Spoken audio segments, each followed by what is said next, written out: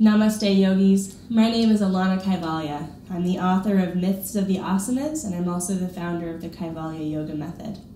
I thought today we would outline one of our favorite poses in yoga, tree pose, Vrksasana. Vriksha means tree, and many think that when we come into this shape, that the roots of our tree grow somehow out from the bottom of our feet and connect into the ground. Not so. We can change our perception of this shape, and maybe that'll change how the shape feels to us. Actually, the tree begins at the base of our body. You see, at the base of our body, we have our root chakra, or our root energy center. And the extension of the root chakra are our legs and our feet, meaning that we can imagine that the ground is covering our entire legs. So when we bring our foot into tree pose, our legs act as roots. We can imagine ourselves actually buried in the ground all the way up to our hips. From here begins the trunk of the tree, just as the trunk of our torso extends up. And then when we extend our arms open and out, they become the branches of the tree. I read once about a study where trees were raised in a completely weatherless environment, with no wind or rain or anything like that.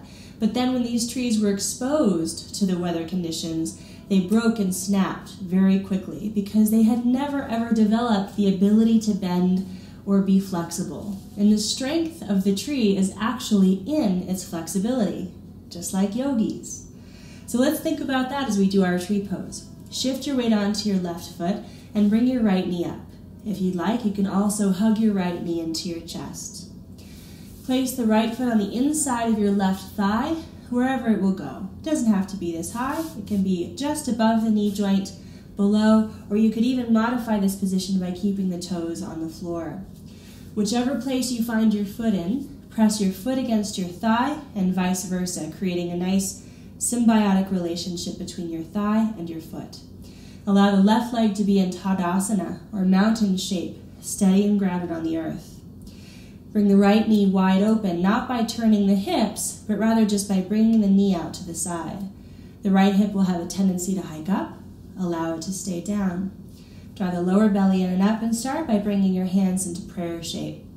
Here we are in a basic tree pose, Vrksasana.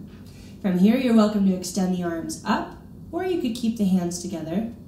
And if you want to really test the strength of the tree, let's see if we can make this tree flexible by coming into a side bending tree. We do this by bringing the right hand down to the right knee, reach the left arm up and over to the right. As you do so, you'll have to shift the hips a bit to the left. Lean over a bit, keep the breath steady. To come out gracefully, we reverse our direction.